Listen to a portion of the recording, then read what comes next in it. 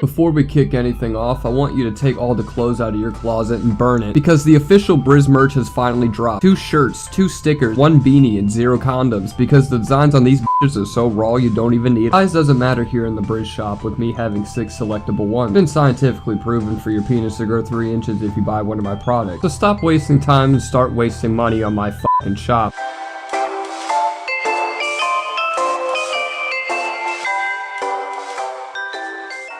The fuck? Do a flip!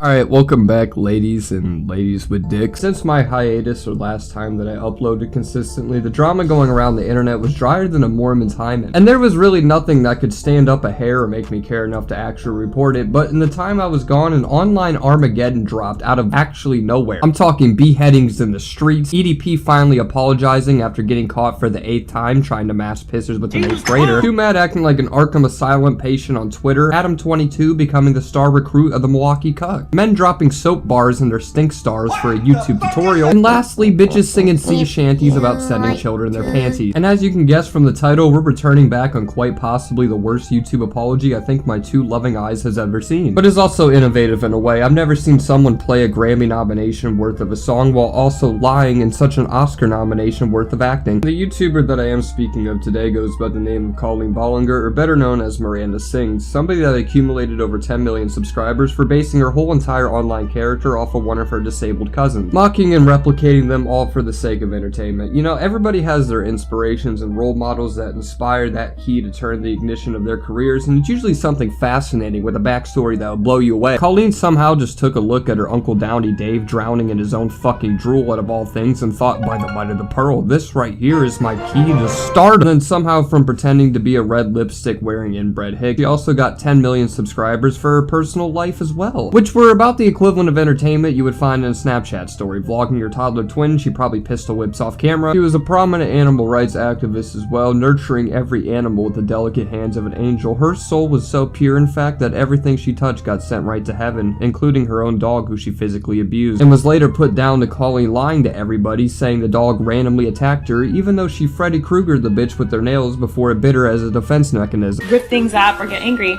So I grabbed my dog for no reason, just grabbed the dog and pinched its skin and dug my nails into it. The dog yelps, turns around to protect itself, and bites me in the face.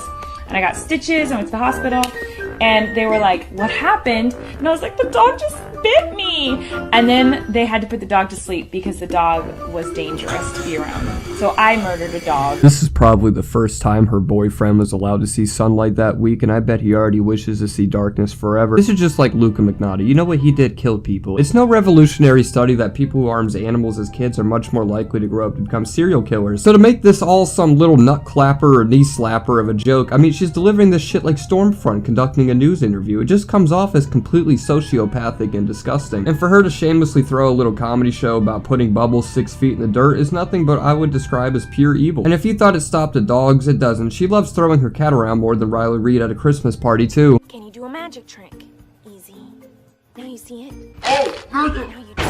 So it's apparent she doesn't know how to groom animals, but one thing she definitely knows how to groom is children, being exposed for doing it on more occasions than you can even count. Involving mailing a 15-year-old a used pair of her underwear, playing a game of how to make a family feud with underage children, asking what is their favorite sex position, then proudly representing hers to another kid she brought on stage during one of her tours, ironically called porn, but she basically humiliated somebody who idolized her by opening her legs till they damn near broke, wide open in front of a crowd of hundreds. I'm not going to show it because I saw it once and I would probably feel more satisfied watching all 7 of the Ring tapes with my eyes held open by paper clips than to see a second of that shit again. I mean, it was almost on par with the same level of uncomfort that you would see out of a Meat Canyon video. That poor woman must have left traumatized. But it doesn't even end there, because there was another bit where children would reach in her pants for a supposed snack, which I'll just show now. Do you want a cheese bone? I'd love one. I can't believe I'm reaching in there right now. She'd do this shit at the Discord headquarters? Why the hell are you monsters laughing? So she hits dogs and lets kids smack her cat despite being in her late 30s, and just has done overall very creepy and unimaginable things to kids publicly. I mean, hell, she even went out of her way to post the same picture someone took of the kids strumming her labia lips like guitar strings with the caption of current mood. Just really disgusting behavior, and only leads you to wonder what monstrosity she's committed in private, and that would all be a mystery until somebody by the name of Adam McIntyre would detail his experiences with Colleen, going back all the way to when he was just 14, meeting up with her several times in person, which would spark a new light in Colleen where she saw this boy as a prophecy, an eternal sent from the cosmos, destined to be put on this planet to help her with her ongoing divorce and marital advice, venting to him about how devastating a time like this is to a kid smacking on bubblegum with his balloon hat twirling in circles like he could give one luck of a fuck. Here's one of the prime examples of her counseling sessions, taking an argument they probably had drunk at 2 a.m. to the magical treehouse for all the kids to hear. I hate being dramatic about perspectives, but I think it's important to realize that she is everybody's idol in this group chat. All the 6th graders in here see her as a role model or a beacon of hope to see shining in the sky. Having to sit through this AA meeting with her, I feel like would have had these kids stressing. I mean, if I was 12 and Tunchi told the group about how a bitch don't love him no more, I would be going Dr. Suri Singh on the motherfucker, doing my best without rest to make it better. It must have felt like a full-time fucking job to sit through this bullshit, so hats off to all these kids not suffering from alcoholism after seeing these wet warbles every day. Adam almost became her unpaid personal therapist throughout all of this, but luckily he later got promoted to be her unpaid social media manager, forcing Adam to stalk any gossip sites and backlash Colleen was already facing and pretty much report it to her immediately because she was too insecure to handle any sort of criticism herself. And also Adam was gave the prestigious job of running Colleen's Twitter and other platforms too, which would lead to Adam eventually posting things that would lead her into a controversy because, as we know, even breathing is somehow a controversy on Twitter. Point is that it wasn't necessarily Adam's fault because she gave Adam the permission to post everything that he did. And whenever she would take backlash, she immediately tattled and went all mean Miss Haddle on Adam, belittling and guilt-tripping him into oblivion, never really understanding she's practically yelling at a toddler for why he decided to shit himself, not grasping the fact she threw some random kid with no experience of running any sort of presence on the internet and then suddenly gave him all the passwords to her platforms with over millions of followers. It's all anyone is talking about. I'm really upset. I never would post something like that. Now everybody thinks I'm homophobic. I'm really upset. Yeah, how dare somebody do what I just allowed them to do. Spoken like a true scholar, Colleen. And you know what? I'm just gonna go scream at the chef that makes my food at the next restaurant I go for putting his hands on it. Fuck him. I know she plays somebody disabled, but the last time I checked, it wasn't dementia. She was the hoe at the racetrack waving around all flags to go and proofread every word that Adam has ever sent to her. To immediately appoint all the blame to a child and take zero accountability for something that is generally your mistake makes you generally look like a great big asshole. And I guess the best way to Colleen to make up for being an asshole is asking to see his, because she would shift her relationship with Adam from being bad to, well, illegal by asking to take a peek at his cheeks whenever he was making a joke about an outfit he was wearing. I want to refresh everybody's mind that Colleen has lived double the lifespan of the child that she's requesting a photograph of his mud dungeon from, and just seeing the full conversation before this of all the kids gathering around the lunch table talking about their teeth growing in, something so innocent and endearing just for Colleen to bust through the bitch like the Kool-Aid man with her overwhelming horniness. And that's not all. She would also gather all the bubble guppies around for lunchtime just to ask them if they ever had intercourse, in a sling and a slew of very other disturbing questions that you should never ask anybody other than your husband. Actually, all of this spawned from your husband being the last person you could tell shit to. That's probably why your marriage fell the same way your career did, crashing and burning until it disintegrated to ash. Probably why in a desperate attempt to save your marriage, you told all the kids on how you couldn't wait to stress eat his wiener. Here's another little pop quiz she gathered from Epstein Academy, asking all the campers on what their favorite sex position is. She also held some satanic ritual with her periods by instructing all the children during her fanny fatigue to put tampons into her mouth as some sort of sacrifice to give for her vagina.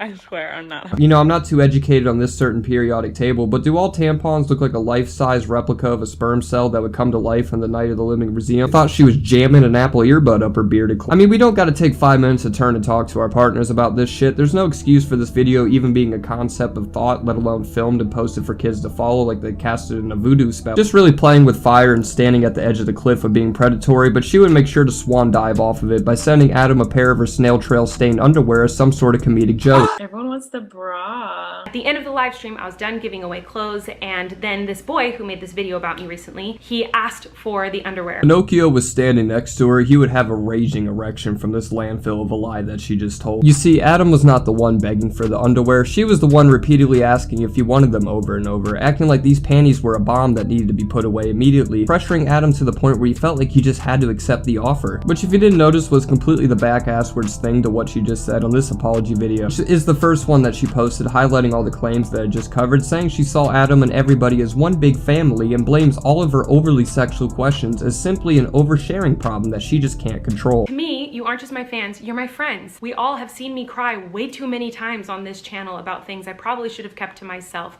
I definitely overshare, and I have definitely overshared with fans. Yeah, I mean, I get maybe having one too many drinks at the night bar and telling some random war vet how you thought she was the one for you. But you told all of your personal and out-of-pocket problems to a bunch of 8th graders, essentially gathering everyone at the daycare around for a story time about the Red River flying out where it quivered. Sadly, after this apology video was released, majority of the people immediately turned against Adam due to her history of using him as a public scapegoat in the past, leading everyone to believe Adam is crazy or a clout leech trying to use her name for attention, dismissing all of his claims. Until 3 years later, where all the allegations would resurface by somebody else that was in the group chat at the same time as Adam was, that goes by the name of Cody Tyler. In her video, she exposed having no information that any children were present in the group chat, dropped the bomb on Colleen for sharing how she went through the same almost North Korea dictatorship dynamic that Adam suffered with her relentless treatment, being manipulated and coerced into doing things that she did not want to do. And Cody also revealed on how Colleen and her friend Corey premeditated a plan to convince Cody to run some sort of hate campaign towards him in order to ruin his reputation and dismiss his allegations even further. And showing off DMs that she shared with her and how Colleen reacted towards Adam dropping his first exposal video on her, revealing to a brick wall on how the entire video is nothing but lies, and saying she won't respond only as an act of protection against him for being a minor. Which is really ironic considering the fact she threw him under the bus for everything and ghosted him despite just saying that she never ghosted him. DMs me and says, I wanted to reach out to you privately and in confidence and let you know why I'm staying silent. After he sent me that last message that he has now made public, I responded to his messages immediately, did not ghost him, and then received a message from his mother through his DMs asking me to not speak of him. I now realize I should have never been communicating with him in the first place. yeah, duh, he was a child. Cody would also show off her DMs with Colleen's friend about how he was also being very manipulative towards her, having a hate boner towards Adam, and just ever so relieved that he can finally drop this facade of pretending to be his friend, like being his friend in the first place isn't already fucking weird. Job. Then Corey's like, For the record, I've never had a friendship with him. he's talking about Adam. Adam deserves to see this. Everyone deserves to see what kind of people these people are. The only time I said his name was when we wondered if he ran the hate account. This is the Galaxy Colleen account, which I made a video on. I wondered if he ran the hate account because for years people have sent us screenshots of him hating on us. Where? I hate how he acted like I was friends with him. Babe, he was a child. I mean, this would be slightly better if he was actually pretending to be friends, because to Corey, these kids were the only people he was ever happy to talk to. Like the world treats him like they treated Gizmo and the Gremlin, sending Adam an entire voice message about confessing his love for him, almost shedding a tear about how Adam and the others are really his only true friends, which is kind of the polar opposite of what he just said in the message prior. I wanted to record a voice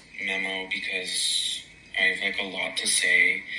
But first of all, I just want to say that like I love all of you. Like you all honestly mean so much to me. Oh my god. You have no idea. I know that it sounds weird because I'm a full-grown adult and some of you are younger. Yeah, because it is just pretty fucking weird. Some loony hoony ass shit if I ever seen it. Because it's not like this is him saying he loves all his fans and he's thankful for them. This is a private message he sent to a kid about how he's his only friend, sounding like he's some monster that everybody runs away from. Which just comes across very creepy and a common tactic that many groomers use in order to gain their victims' trust or make them feel special. Because it's also worth noting that Corey played almost as much as a role in all this as Colleen did, being present in all the group chats and literally being the one wearing the same underwear Adam was sent in the live stream where he was being rewarded with it. It was already weird enough being friends with him, but it was even more weird to see him completely turn against him as well, when he just had the same amount of blame to be had. But truth be told, that's not what we're here for. Corey Soyo can lick a dick like a froyo and jiggle nuts like a yo-yo, because he's like the box ghost off of Danny Phantom. He just appears here and there just to get laughed at on occasions. Nobody even cares to even hear a word of what he has to say, because everybody was too busy listening to Colleen's new banger she just whipped up in the kitchen. After all the evidence started to convince people to at least question her, Colleen decided to drop a second apology apology video again, but this time put a shocking twist on it all that nobody could have ever seen coming, which for apology videos is surprising because I feel like they're all designed almost by default to be automatically bad. You're better off throwing a bowling ball at 10 people in wheelchairs than to do a YouTube apology video, but Colleen wanted to go down as something better and delivered a Steven Universe solo along with it, singing away a little jingle on how she had kids reach into where it tingles, giving out a nice little chorus about how she's taking accountability and changing her behavior before proceeding to deny everything for the next 8 minutes. Toxic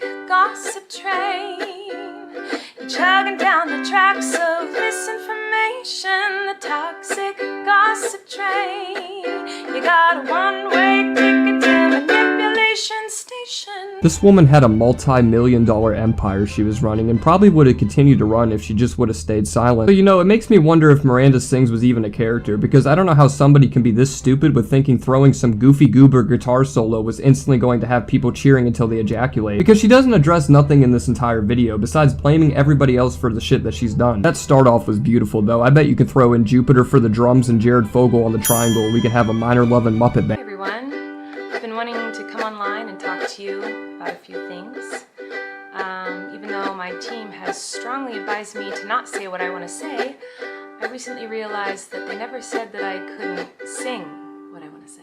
Yeah, because that'll hold up wonderfully in court. In fact, you should bring up 2 backup dancers with a smoke screen to your next trial to really ramp it up. Really show to everybody how sorry you really are. They say music is something you feel the flow through your body and the soul, so I'm thankful Colleen made it easier for all of us to really capture all the bullshit that she is verbally queefing out of her lips. I bet she felt like such a badass thinking that she invented some new legal loophole that will somehow even beat out the likes of the Supreme Court, when in reality she's just behaving and has the emotional capacity as a potential love interest, having the same maturity level as a toddler, needing explicit full-on step-by-step detail on what exactly to do, and she still somehow even messes up that. Great big step in taking accountability is to just, instead of say that is all a lie, this time you just sing it, thinking that would all somehow refute any of the actual allegations that were brought up against you. Because this whole entire apology, she provides no counter evidence, no alibi to add to her little lullaby here, absolutely nothing to add in her defense. And with her planning out the demise of so many other people's careers, it almost feels like she wanted to nuke her own shit for funsies too.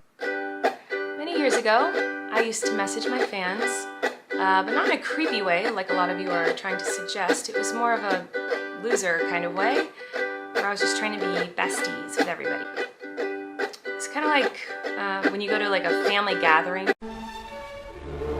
Yeah, the gathering was held at the Lannister castle. Out of all the comparisons she could have made for herself to look better, she chooses a family gathering. Like everybody just has that Uncle Rick asking you to flex your dick every Thanksgiving. The last time I checked, we don't gather around and rejoice about our genitals, or recall a time where my father just stopped everything to ask if I was a virgin. It is extremely creepy and what I would say borderline predatory to what you said to Adam. There's nothing that you could even say to even get anybody to be close to joining your side, so that's why you had to sing it and give your little Wonderwall performance here, because she knows that her career is about as effective as a 3-legged horse running sideways now. So I just wanted to say that the only thing I've ever groomed is my 2 Persian cats. I'm not a groomer.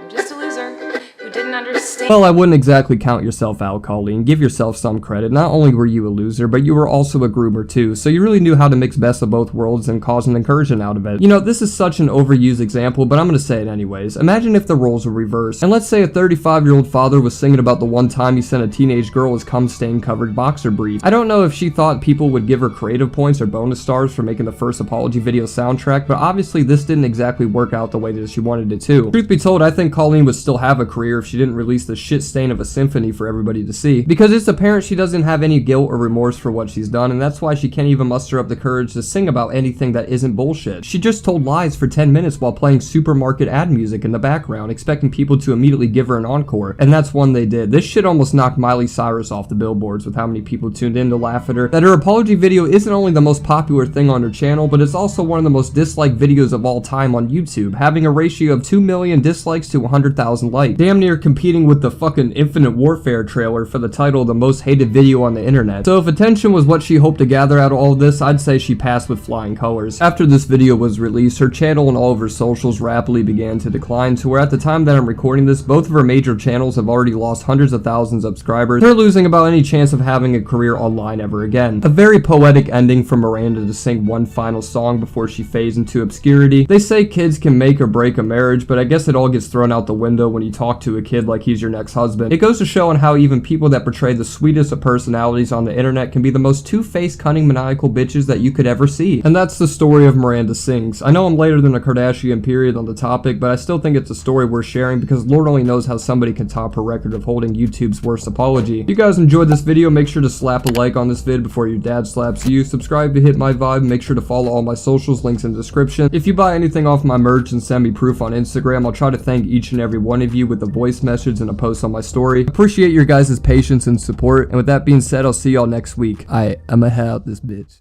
With the rice, Papa Zanny and relax, shawty on the back, 30-inch chain 140, Louis Vuitton on my shorty, red hair hard like Nemo, blue hair shawty like Gloria, hair dye in my bed, I can find your hair size